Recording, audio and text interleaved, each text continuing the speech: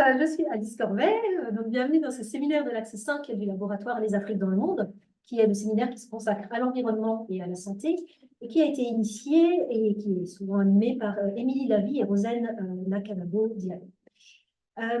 Donc, c'est un séminaire mensuel. La prochaine séance aura lieu le 4 avril. Vous aurez en teasing à la fin de cette séance des personnes qui viendront parler. Mais pour l'heure, on a avec nous une doctorante, puisque le doctorant qui devait faire sa communication est malheureusement malade. Donc, nous avons Chloé Laloy qui aura plus de temps pour présenter son travail aujourd'hui. Le thème général de la séance étant élevage et environnement en contexte africain, héritage et perspectives. Alors, Chloé va présenter son travail sur un thème qui est celui de savoirs environnementaux et pratiques de l'élevage dans les paysages de la Grande Muraille Verte au Sénégal, d'où elle vient, je crois. En tout cas, merci beaucoup d'avoir fait l'effort de venir jusqu'à nous. Pour l'affiliation institutionnelle de Chloé, alors c'est l'IRL 3189 ESS. Alors, je vais décrypter un petit peu. C'est l'International Research Laboratory Environnement, Santé et Société, qui est basée donc, au Sénégal, à Dakar, à l'université Cheikh Anta Diop. Elle y est donc, pour toute la durée de sa thèse. Donc là, Chloé en fin de première année, puisqu'elle y est jusqu'en juin 2026. Donc on est sur un travail qui est présenté en début de thèse. Une thèse qui s'inscrit dans le cadre du projet GWASA. En tout cas, ça s'écrit GGWASA, qui est un projet sur les imaginaires environnementaux sahéliens et sur la Grande Muraille Verte. Donc, c'est un projet de recherche multilingue en français, anglais, allemand, mené au Sénégal, en Côte d'Ivoire et en Éthiopie par plusieurs chercheurs. Chloé va revenir là-dessus au début de sa présentation. Donc, merci encore d'être présente avec nous. On est parti pour une trentaine de minutes de présentation. Après, il y aura des questions des personnes en ligne, des personnes dans la salle, un petit peu de ma part aussi. Et puis, voilà, c'est parti. Bonjour à toutes et à tous, je suis ravie d'être présente avec vous et de pouvoir vous faire part donc des avancées de mon travail, du travail que je mène dans le cadre de ma thèse. Donc cette présentation, elle porte sur les savoirs environnementaux et sur les pratiques de l'élevage dans les paysages de la Grande Muraille Verte au Sénégal. Donc, c'est un travail donc, que je mène dans le cadre de ma thèse, donc, que j'ai commencé en juin 2023, thèse qui est réalisée sous la codirection de Jean-Noël Ferrier du LAM et de Priscilla Dubos du laboratoire ADES. Donc cette thèse, elle s'inscrit donc dans le projet donc GWASA, donc sur la Grande Muraille Verte et les imaginaires environnementaux sahéliens. Donc, c'est un projet qui est mené par plusieurs chercheurs, à la fois donc, en anthropologie, en écologie politique et en géographie. Et donc, on travaille à la fois sur le Sénégal, la Côte d'Ivoire et l'Éthiopie. Donc, moi, dans le cadre de ma thèse, je me consacre exclusivement au Sénégal. Et donc, je suis affectée à l'IRL 3189 Environnement, Santé, Société à l'Université Cheikh Anta Diop à Dakar. Donc, ce projet, il inclut d'autres chercheurs, notamment des chercheurs de l'Institute of Development Studies de l'Université de Brighton et des chercheurs de l'Institut de géographie de l'Université de Bonn. Les objectifs de ma thèse, ce sont d'étudier les perceptions et les représentations de l'environnement et de la Grande Muraille Verte dans la zone sylvopastorale du Sénégal, et aussi de réaliser une analyse conjointe des effets de la réception et de l'appropriation des politiques publiques environnementales par les populations. La Grande Muraille Verte, c'est un projet donc panafricain de reboisement et de développement qui a été lancé en 2008 au 7e sommet du Sensad. Donc, c'est un projet qui a été lancé par l'ancien président du Nigeria, Olusegun Obasanjo, et l'ancien président du Sénégal, Abdoulaye Wade.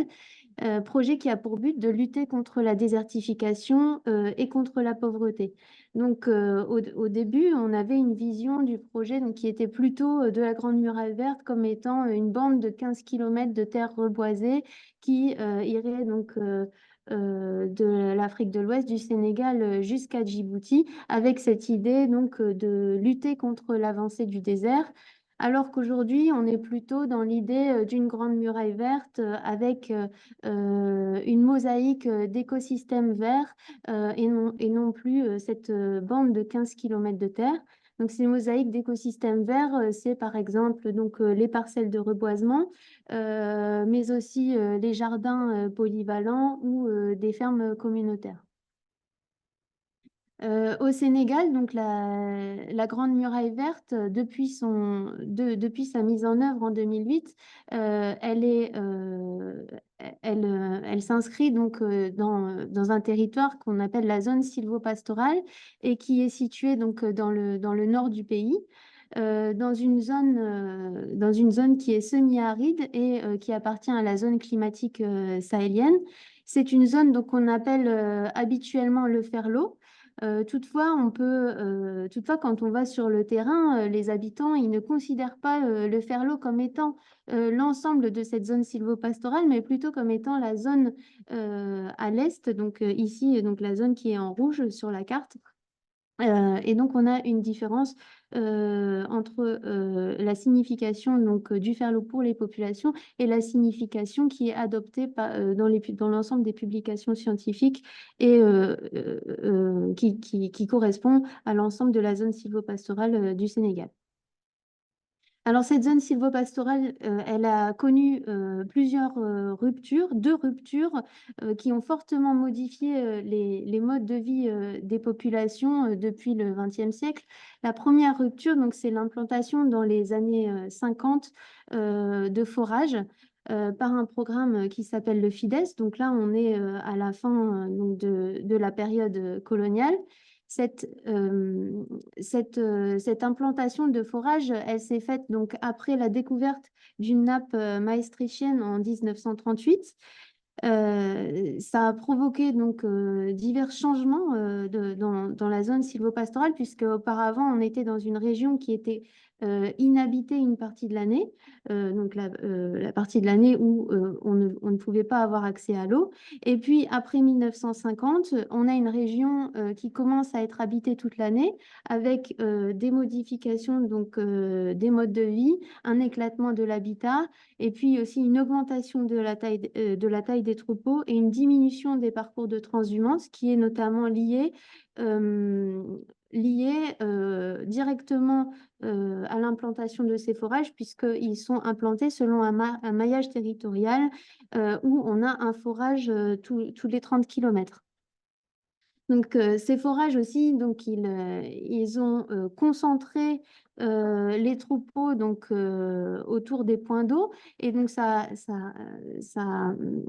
a occasionné donc, des différentes épidémies, notamment une épidémie de peste bovine en 55-56 ou encore du botulisme.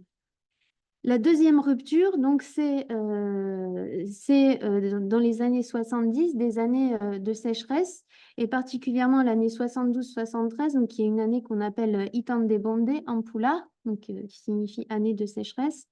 Donc, à partir des années 70, donc, on a vraiment une réduction de la pluviométrie et jusqu'à aujourd'hui, donc, on n'atteint plus les niveaux de pluviométrie qu'on avait auparavant. Donc, dans les années 60, ces années 70, elles constituent une rupture aussi parce qu'il y a différents projets qui se sont implantés donc, dans cette zone pour pallier à ces problèmes donc, de sécheresse qui ont notamment décimé les troupeaux. On a à partir de 1975 des projets menés par la coopération allemande. Donc, ce sont principalement des projets de reboisement et des projets liés à l'élevage. Et à partir de 2008, le projet de la Grande Muraille Verte qui perdure jusqu'à aujourd'hui. Donc, ce territoire de la zone sylvopastorale, il est morcelé puisque donc, on a plusieurs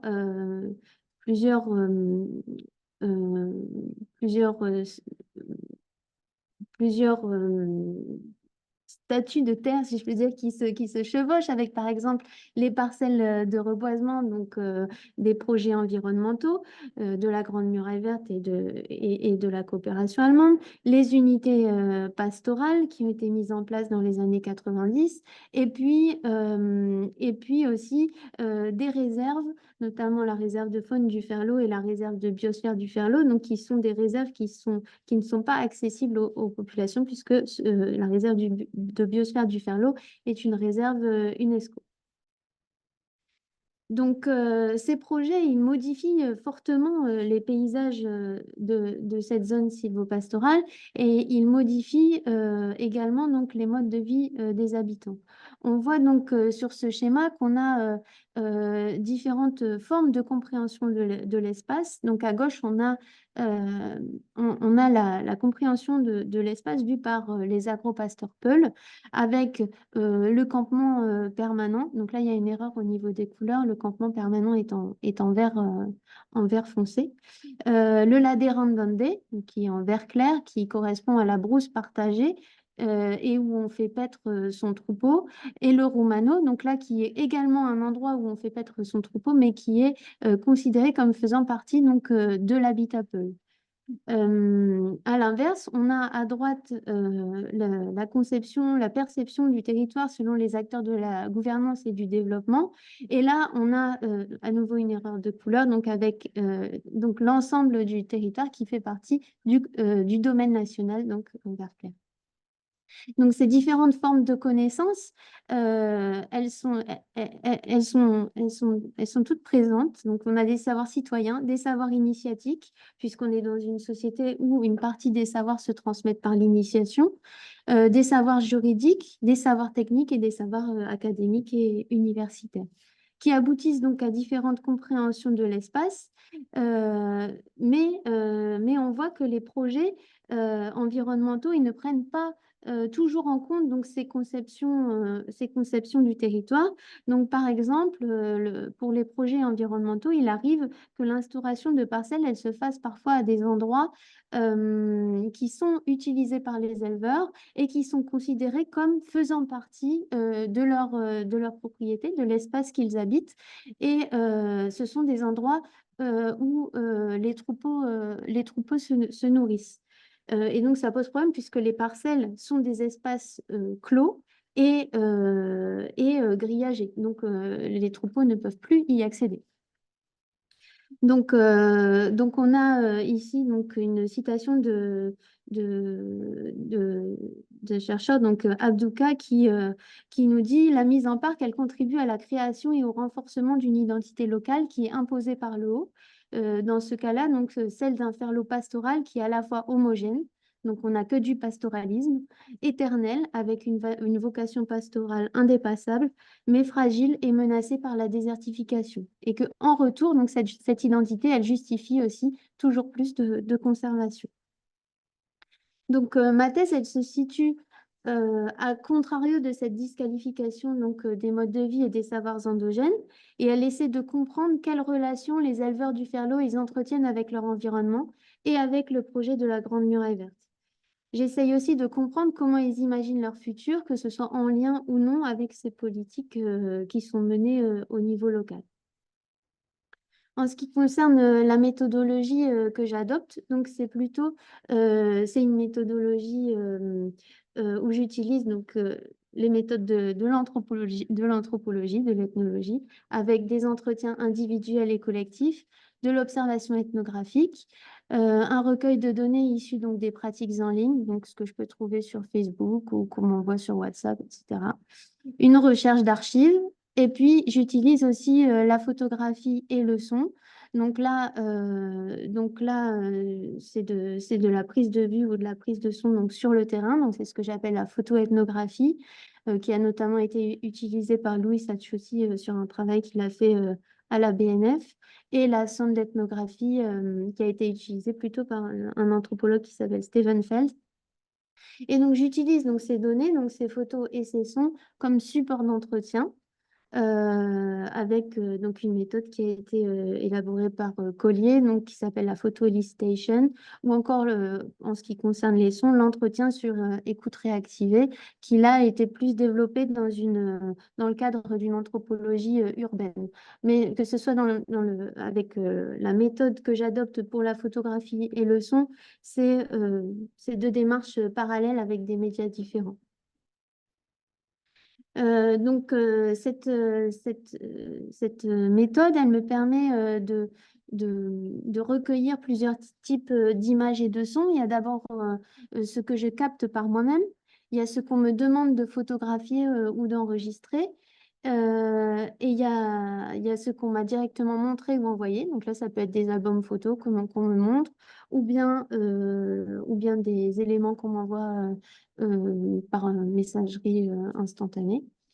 Et il y a ce qui a été enregistré par d'autres chercheurs ou par des explorateurs, et là que je retrouve dans des articles scientifiques ou dans les archives. Donc ça me permet de diversifier les données recueillies et d'utiliser les photos et les sons comme support d'entretien, comme je viens de le dire, et de provoquer ce qu'on appelle un malentendu productif.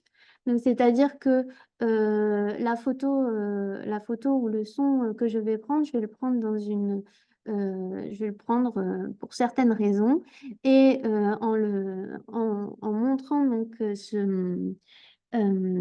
ces données aux habitants, ils auront forcément d'autres savoirs sur ces données-là, et c'est ce qui m'intéresse donc de recueillir. Donc, ces photos, ces sons aussi, je les utilise pour la valorisation de la recherche, donc pour les communications que je fais comme aujourd'hui, ou bien pour des articles scientifiques.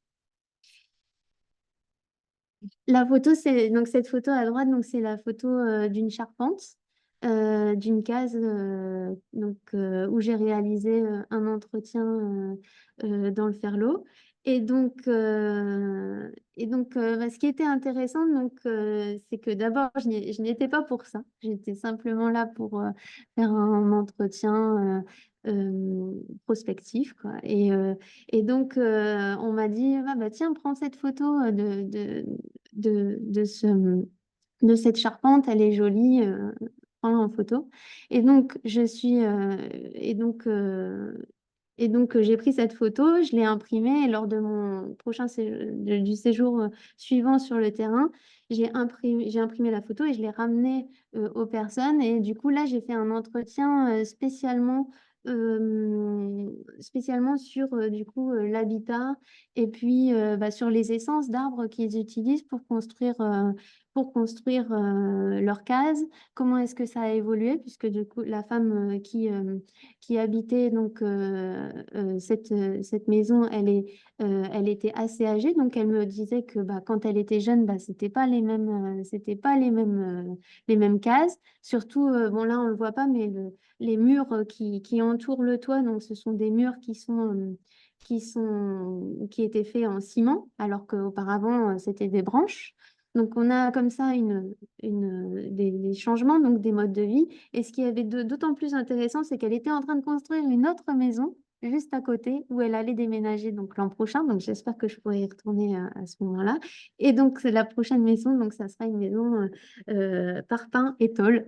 Donc, donc ça m'intéresse beaucoup parce que je pense aussi que au niveau du ressenti, euh, ça sera totalement différent pour les habitants, notamment au niveau sonore. Habiter une maison avec un toit, avec une charpente en bois, c'est pas, et puis recouverte de fourrage, de plantes, ce n'est pas du tout la même chose que d'habiter une maison construite avec des tôles. Donc, on verra l'année prochaine.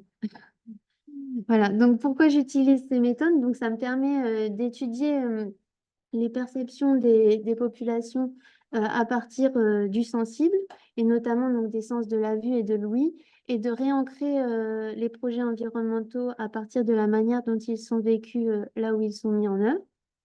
Ça me permet aussi donc de tisser un lien comme je viens de l'expliquer, donc avec les personnes qui participent à la recherche. Donc là, on est sur un lien qui est plus long Donc, c'est pas un entretien que je réalise à un moment et après, donc, et après, donc, je n'ai- enfin, ça me permet d'avoir vraiment de voir les personnes sur un temps plus long, de diversifier les points de vue aussi.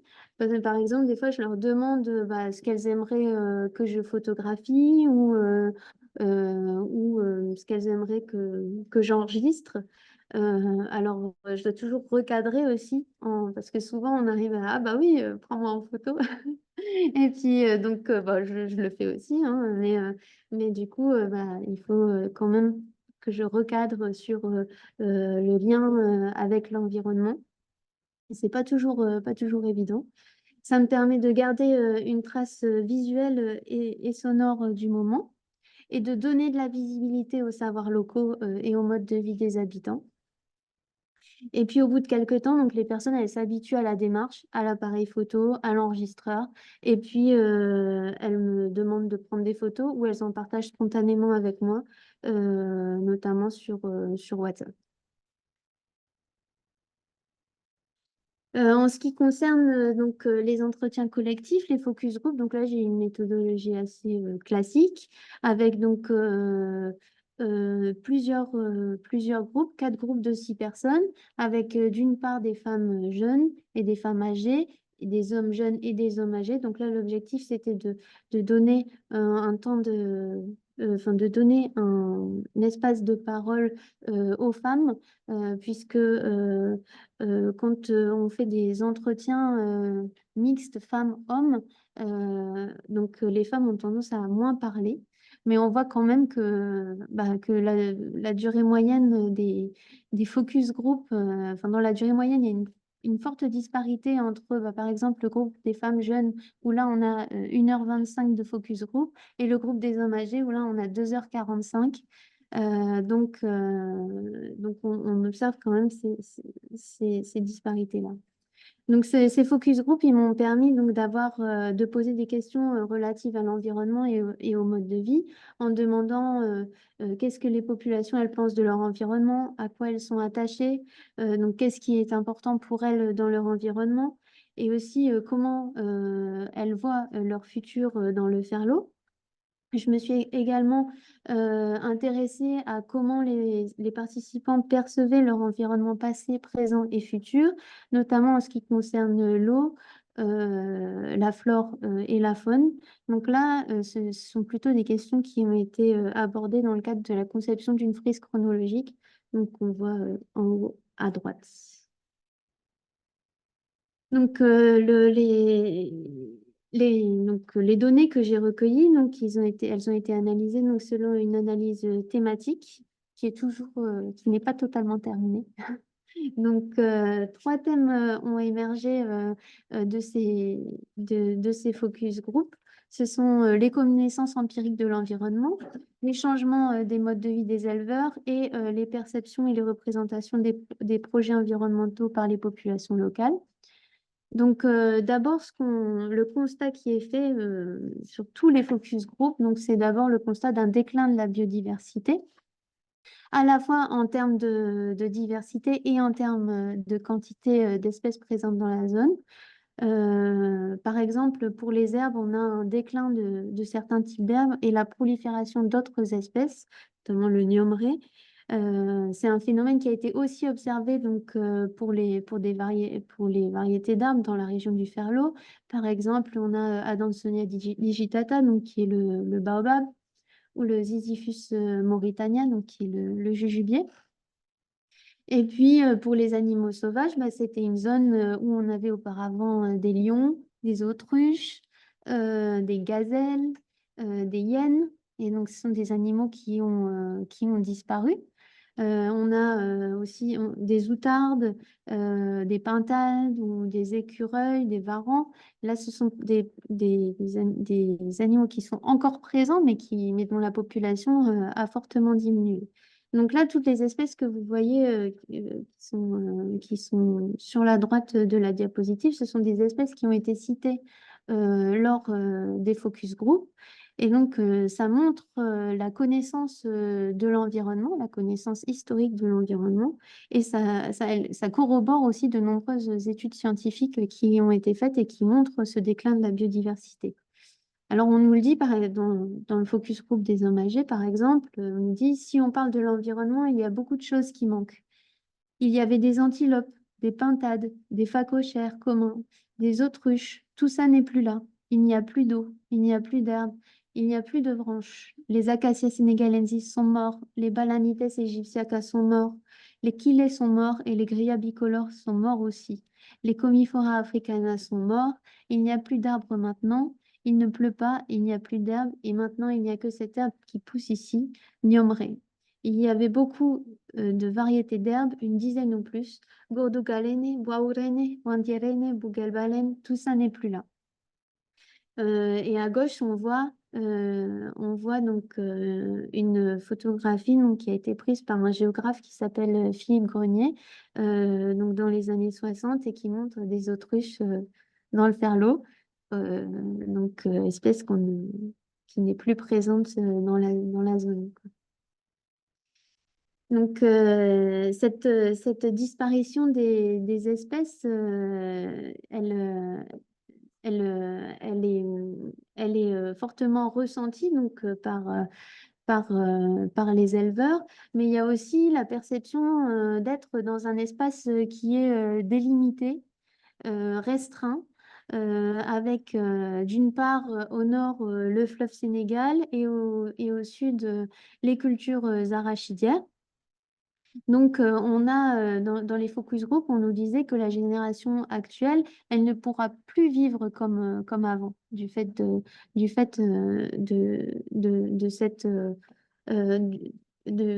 ces facteurs. Elle ne pourra plus vivre comme avant parce que les gens augmentent. Alors, il faut comprendre que les gens augmentent, c'est pas seulement la population humaine qui augmente, c'est la population humaine et le nombre de bétail. Donc, on a une pression sur l'environnement qui est plus grande.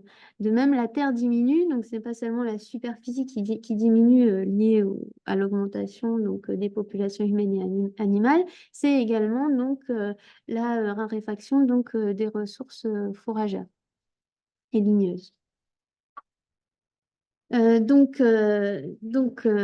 Les éleveurs, ils cherchent des solutions donc, pour adapter donc, leur mode de vie à ces problèmes. Donc, l'une d'entre elles, donc, ça a été de nous dire, bon, bah, il faut qu'on aille vers un élevage moderne. Et comment est-ce qu'on définit un élevage moderne? Donc, c'est donc d'allier éducation et élevage. Alors, comment ils pensent allier l'éducation et l'élevage? Donc, c'est en envoyant une partie des enfants à l'école. Donc, il y aurait une partie des enfants qui iraient à l'école et l'autre partie qui continuerait à faire de l'élevage. Donc, les enfants qui iraient à l'école donc, auraient un emploi. Et en ayant un emploi, ils pourraient donc percevoir un salaire. Et en percevant un salaire, ils pourraient tout de même avoir un troupeau, mais s'en occuper par procuration et donc continuer à faire de l'élevage quand même. Donc c'est ça l'élevage moderne. Et donc ça permet d'avoir un troupeau, mais de ne plus en dépendre, et puisqu'on dépend de son travail, et simplement de l'admirer. Donc, on voit que le troupeau, il reste au centre des modes de vie et de l'identité Peul. Donc là, par exemple, ça se voit très bien dans ce petit poème. Le Peul sans vache verra ses propos réfutés à l'Assemblée. Le Peul sans vache n'est qu'une coque de pain de singe. Donc le pain de singe, c'est le fruit du baobab. Si tu l'as prise, tu finiras par la rejeter. Donc, cette conception, donc, cette centralité du troupeau dans les modes de vie des Peuls, elle est, elle fait partie donc des normes, des valeurs et des imaginaires qui sont partagés et reconnus et qu'on appelle le pulaku, le ndimagu. Donc c'est un code de prescription et d'interdit donc qui régit le fonctionnement donc de la communauté Peul. Et donc ça reflète une manière sensible d'habiter le Ferlo. Et donc ça montre comment sont vécus les paysages par ceux qui y habitent. Donc par exemple, je vais vous montrer une vidéo qu'on m'a envoyée par WhatsApp, donc qui reflète ce qu'on veut montrer du Ferlo, de ce qu'on veut montrer de la façon dont on vit dans le Ferlo.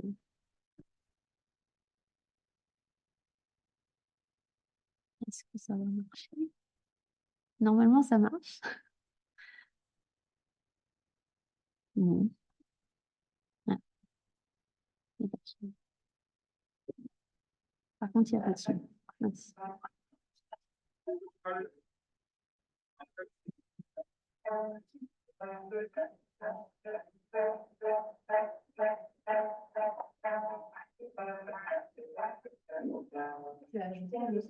Non, non, on me l'a envoyé comme ça.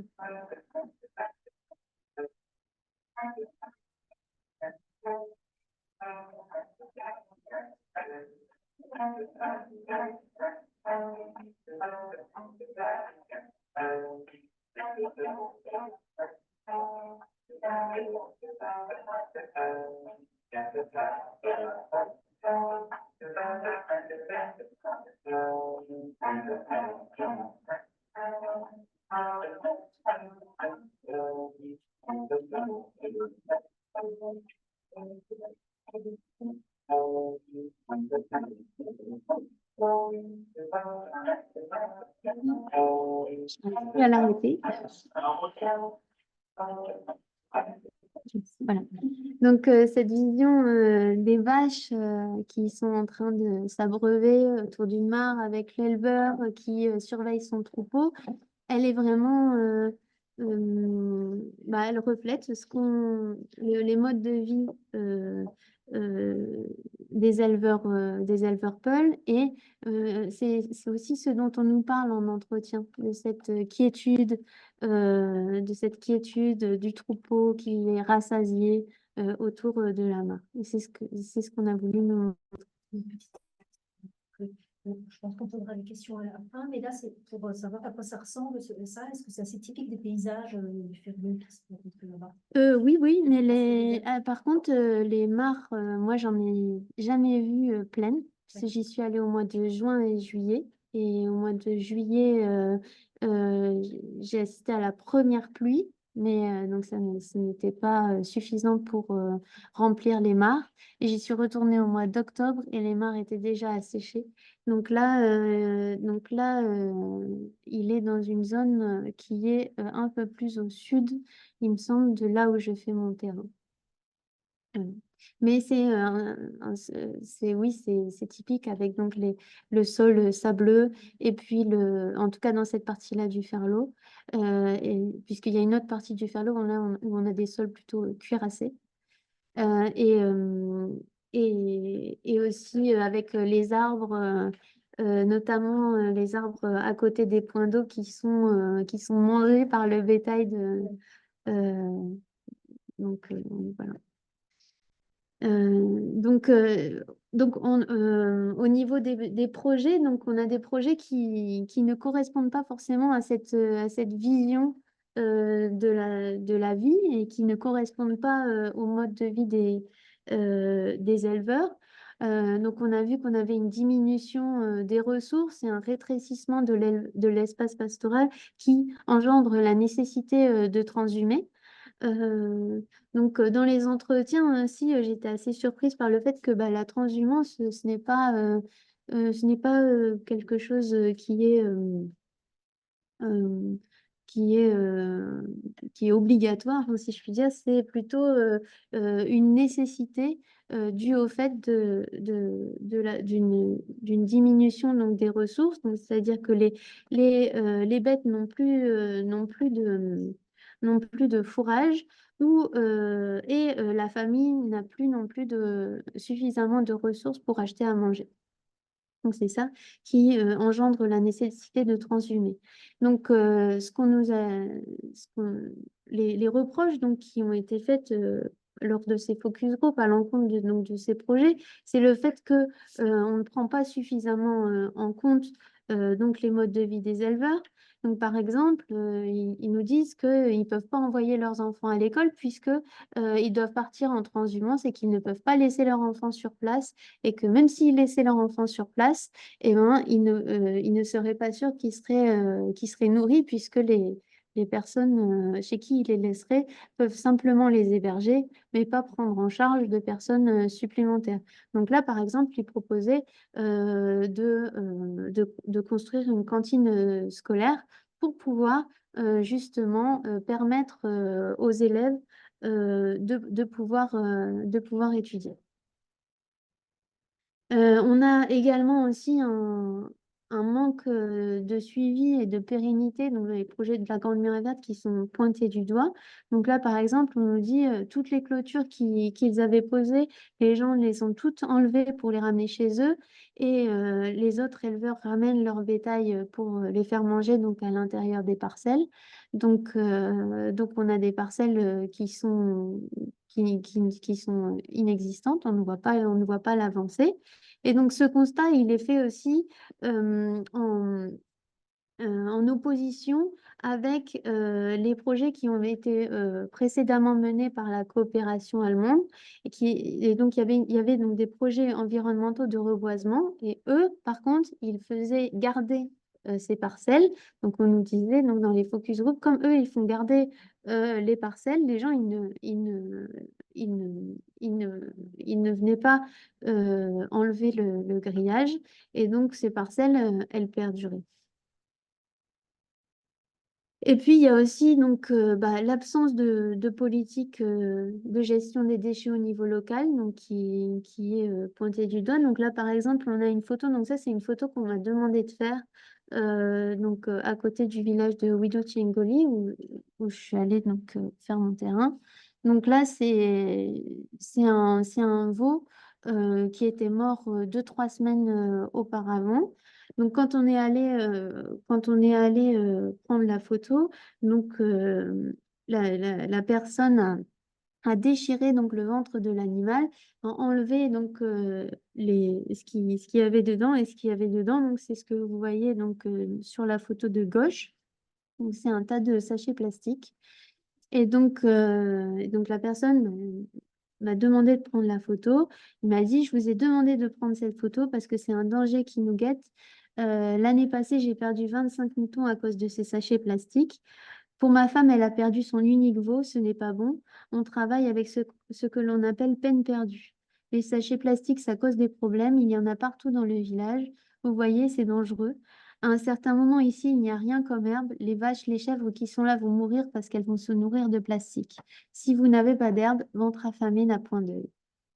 Donc, euh, donc, euh, ça pointe aussi le fait que ces projets environnementaux-là, ils voient le reboisement donc, dans la zone, mais ils oublient aussi certains, certains éléments de la vie dans le village qui ont des effets négatifs sur l'élevage et sur l'environnement. Donc tous ces résultats, ce sont des résultats préliminaires que j'ai pu avoir. C'est le début de ma thèse. Donc voilà. Maintenant, je m'intéresse Enfin, il y a certaines questions que je souhaite développer, comme par exemple comment articuler les savoirs locaux et les savoirs scientifiques, même si j'ai pas beaucoup évoqué ici la question des savoirs locaux, c'est quelque chose qui m'intéresse. Comment est-ce que les représentations d'un écosystème, elles se modifient au fil du temps? Comment est-ce qu'on fabrique les conceptions du futur à partir d'éléments du présent? Est-ce que la compréhension de la modification des écosystèmes, elle va me permettre de comprendre la relation des éleveurs à la politique publique donc de la Grande Muraille Verte? Oui, encore, comment est-ce qu'ils établissent les relations à leur écosystème pour se représenter ce qu'il pourrait être dans le futur?